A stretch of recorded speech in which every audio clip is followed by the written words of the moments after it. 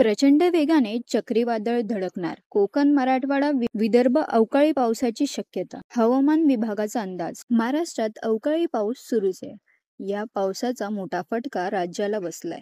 दरम्यान या पावसाची तीव्रता आता आणखीन वाढण्याची शक्यता हवामान खात्याने वर्तवली आहे. बंगालच्या उपसागरात कमी दाबाचे क्षेत्र तयार होणार असून चक्रीवादळाची निर्मिती होते.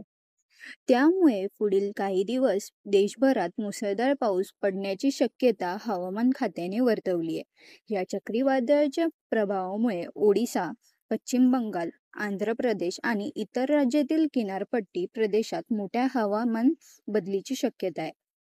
तसेच महाराष्ट्रात देखील येत्या 2 ते 3 दिवसात या वादळाचा काही प्रमाणात तडाखा बसण्याची शक्यता आहे.